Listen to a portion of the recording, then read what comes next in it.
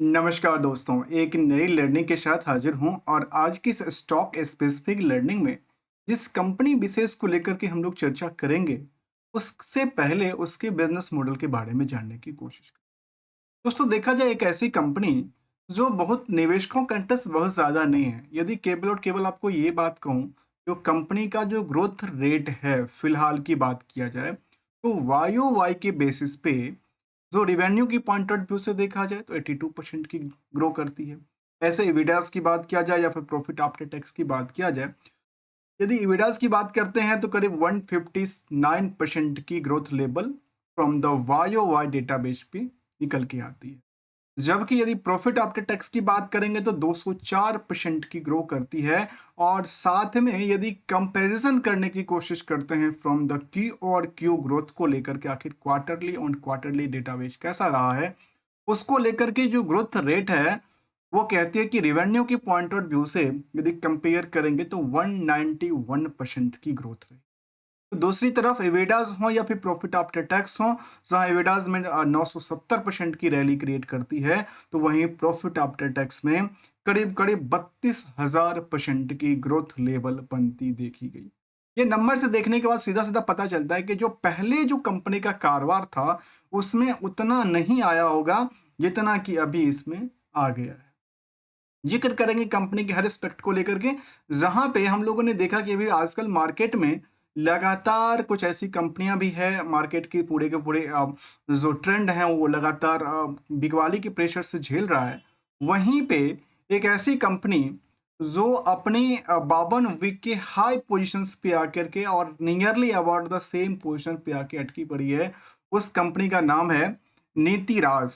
और नीति राज की बात करने वाला हूँ। जो कंपनी है नीति राज इंजीनियर्स, और इसके बिजनेस के मॉडल के बारे में देखेंगे, समझेंगे, कोशिश करेंगे। जैसे नाम से पता चलता है वैसे इनकी कारोबार के लेकर के एक नज़र फोकस करते हैं। इनकी कारोबार को लेकर कहती जो ये जो कंपनी है ये क्या करती है।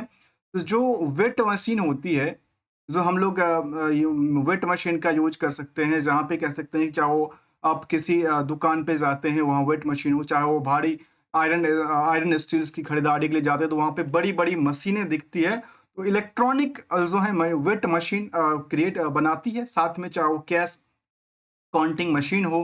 इसके अलावा कह सकते हैं कि इनके पास जो सिल्वर डायमंड्स जो सिल्वर और जो गोल्ड को वेट करने वाली छोटी छोटी मशीनें होती है, काफ़ी कॉस्टली होता है, वो कामकाज करती है। इसका नाम यदि देखा जाए तो इलेक्ट्रॉनिक्स वेटेज स्केल्स बनाती है, जिसमें काफ़ी सारे इनके पास जो ब्रांड्स हैं, मशीनरी है, जहाँ पे चाहे वो करेंसी काउंटिंग मशीन हो, या फिर कह सकते हैं कि न्यू जनरेशन के तौर पे आजकल सिक्योरिटी एंड ऑटोमेशन वाले जो मशीनरी बनती है, जहाँ पे सिक्योरिटीज पंचिंग को लेकर के देखा जाए तो ये भी काम कंपनी करती है। इसके अलावा इनकी प्रोडक्ट रेंज काफ़ी बड़ी है। यदि आपको सामने सामने डिस्प्ले पे लेके चलूं तो आप कुछ सामने समझ पाएंगे। आते हैं सीधे सीधे डिस्प्ले पे और जानने की कोशिश करते हैं आखिर इसमें क्या क्या रहा है। देखिए, जैसे हमने आपको डेटाबेस कहा कंपनी को लेकर के, जो मैं कोई भी डेटा लेता हूँ वो एक करेक्टली फ्रॉम द कंपनी के डेटाबेस से ही लेता हूँ। यदि कंपनी की हमने वाई वाई ग्रोथ को लेकर जिक्र किया तो ये देखिए 82% से लेकर के 204% तक की ग्रोथ कहती है। वहीं क्यू और क्यू को लेकर 191% से लेकर के 32,077% तक की ग्रोथ की बात कहती है। जैसे इनका कामकाज में देखा गया, जो स्टार्ट हुआ था 1989 से स्टार्ट करके जर्नी स्टार्ट करती है अपनी वेट मशीन को लेकर के, वो आजकल जो जर्नी है उसमें लगातार वाइड रेंज ऑफ प्रोडक्टिविटीज की बात कहते हैं, जहाँ पे चाहे वो वेट मशीन हो, चाहे वो करेंसीज काउंटिंग मशीन्स हो, साथ में सिक्योरिटी एंड ऑटोमेशंस की मशीन हो। प्रोडक्ट रेंज में काफ़ी सारे रेंज की बात हम अभी जिक्र कर ही रहे थे। तो ये जो कंपनी है इसको लेकर के जिक्र क्या होती है, क्या इनका बिजनेस मॉडल जो है वो मार्केट में डिमांड में है या नहीं है। और डिमांड में है तो भले छोटी कंपनियां हो, धीरे धीरे इसके लिए इसका बिल्डअप हो जाएगी। यदि हम बिजनेस मॉडल को लेकर चर्चा करें तो बिजनेस मॉडल ऑपरेशन को लेकर जिक्र करती है कि जहाँ पे इलेक्ट्रॉनिक्स वेट मशीन हो, करेंसी काउंटिंग मशीन हो, सिक्योरिटीज, तो ये कंपनी ये सब प्रोडक्टिविटीज में डील करती है, जिसमें कि ज्वेलरी रेंज की बात किया जाए। इसके अलावा मशीन जो मैकेनिकल्स हैं उसको लेकर देखा जाए, कमर्शियल्स हों, हेल्थ सेक्टर की लेकर हों, जहाँ पे जो हॉस्पिटलिटीज़ में जो इलेक्ट्रॉनिक्स वेट मशीन बनती है उसमें भी कंपनी का काम कारोबार रहा। इसके अलावा मैन्युफैक्चरिंग इनकी हब है, उसके अलावा उन्होंने ड्राइवन ग्रोथ को लेकर कहते हैं कि इनका जो कारोबार है उसमें कहते हैं कि इनको आजकल ये ड्रोन सिस्टम पे भी कामकाज करते हैं, जहाँ पे अ, इनके साथ कहते हैं जिसमें चाहे फीचर्स हों, जहाँ पे जो ड्रोन सिस्टम हो तो उसमें भी, अर्थात ये कंपनी ये कह सकते हैं कि इलेक्ट्रॉनिक विट मशीन के साथ साथ आजकल जो फोकस सेक्टर है ड्रोन को लेकर के उसमें भी कंपनी का रोल बनाती देखी गई। ऐसे इनको अलग अलग डिपार्टमेंट से अप्रूवल की बात कहती है, तो ये सब चीज़ें जो कंपनी का कारोबार है उससे लिंक करके देखने की कोशिश करते हैं। और जैसे हमने कहा कि कंपनी में जो मार्केट की जो निवेशकों का इंटरेस्ट है बहुत ज़्यादा अभी तक नहीं जिक्र करती है, लेकिन कुछ पहलू को लेकर के जिक्र करती है।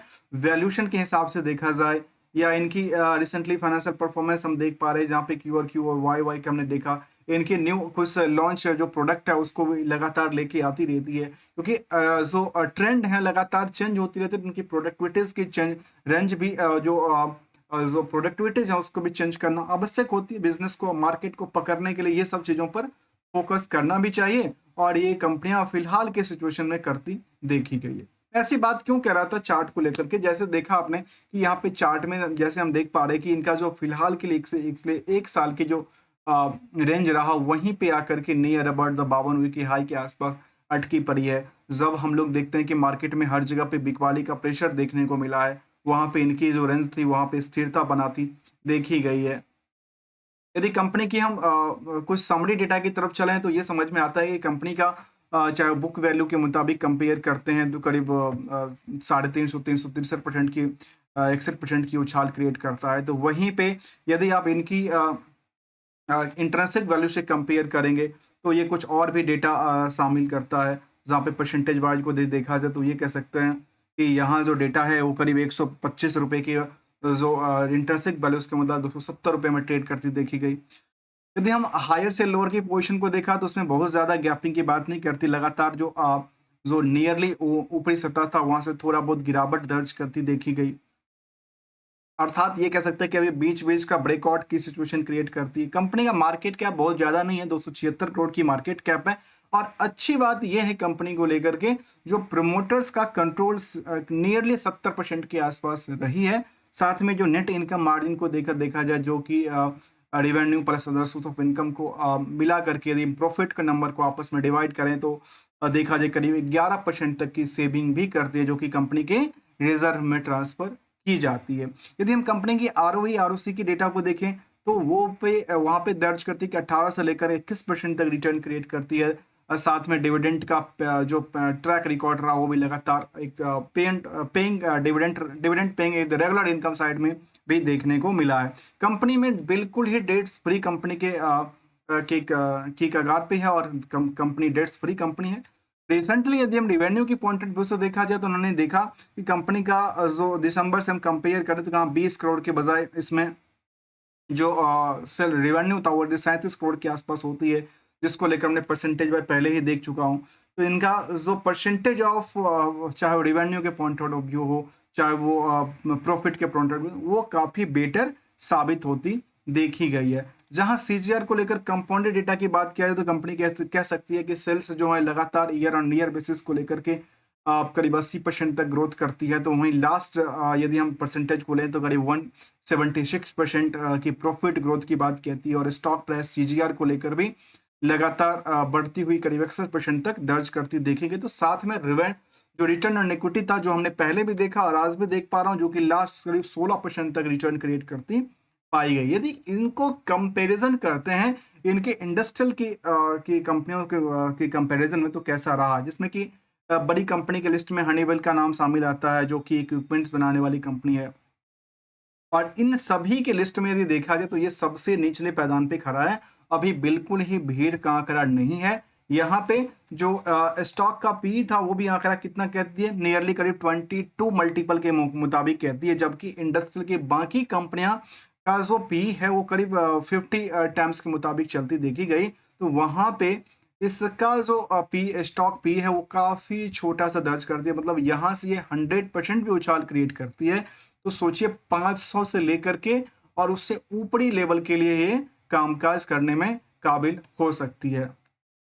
इसके अलावा जो निवेशकों का इंटरेस्ट जाहिर करता है इसमें जो है कह सकते हैं कि एक डिमेरिट की बात यह है, जो कंपनी में बहुत ज़्यादा शेयर्स नहीं है, बहुत ज़्यादा मार्केट कैप नहीं है, निवेशकों का इंटरेस्ट बहुत ज़्यादा नहीं है, क्योंकि मार्केट में शेयर जो है वो आपस में ही 3 से 4 हज़ार निवेशकों के अंदर ही छुपा हुआ है। तो कह सकते हैं कि जेम्स हैं, और वो जो जेम्स हैं वो मिल नहीं रहा है, इसीलिए स्टॉक की प्राइस लगातार दिन ब दिन बढ़ती जाती दिखती है। जहां पे हमने इसको चार्ट लेवल पे देखा, समझने की कोशिश किया, चाहे आप किसी भी ट्रेंड को अवलोकन करेंगे, चाहे पिछले 3 महीने के ट्रेंड को देख लीजिए, पिछले 1 महीने के ट्रेंड को ही हम अवलोकन करके देखें, तो ये कह सकते हैं कि मार्केट में रेस में अभी भी ये अप ट्रेंड जाहिर करती थी, लेकिन पिछले कुछ दिनों से लगातार बिकवाली का प्रेशर है, और ये इसको कहते हैं ट्रेंडिंग सेलिंग।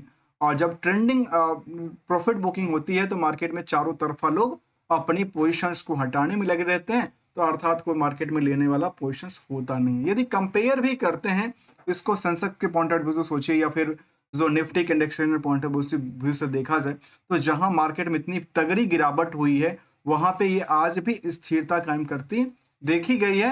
भले ही इसमें 1-2 दिन में लगातार बिकवाली का प्रेशर देखने को मिला है। कंपनी का नाम था नीतिराज इंजीनियर्स लिमिटेड, और जो एक क्या बनाती है, इलेक्ट्रॉनिक्स वेट मशीन और जो करेंसी काउंटिंग मशीन है, उस पे कंपनी का फोकस रहा है। और इतनी छोटी कंपनी का टर्नओवर भी नियरली, यदि ईयरली बेसिस पे देखा जाए तो लास्ट 12 महीने में करीब 100 करोड़ की टर्नओवर क्रिएट कर चुकी है। मार्केट के रिस्क को भी एक बार जानने की कोशिश करते हैं, तो मार्केट में रिस्क इनके 2 महीने के लिए टाइम फ्रेम की बात कहती है, और इस 2 महीने के बाद कुछ बड़ा नहीं था, कंपनी में डेट्स बिल्कुल फ्री था।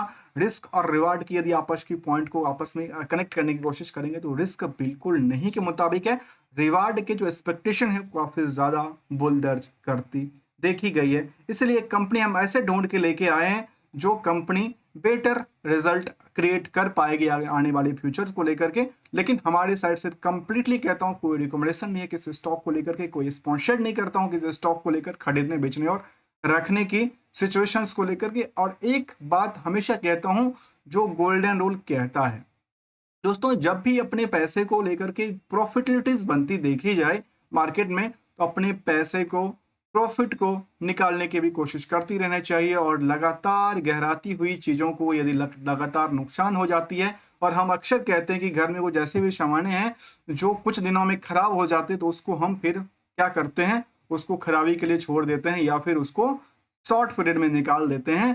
तो इसीलिए कुछ अच्छे प्रोडक्ट हैं तो मार्केट में आप अगले साल, 2 साल, 4 साल के लिए स्टेबल भी हो सकता है, और नहीं तो जो खराब होने वाली चीज़ें उसमें नुकसान ही बुक करना बेहतर होता है, विदाउट कोई ट्रेडिंग एडवाइजरी और लोड नोट को लेकर, only as learning point of view से। यदि लर्निंग पॉइंट ऑफ व्यू से आपको अच्छा लगा तो वीडियो को लाइक भी कर सकते हैं, चैनल को सब्सक्राइब भी कर सकते हैं। के लिए थैंक्स फॉर ज्वाइनिंग दोस्तों।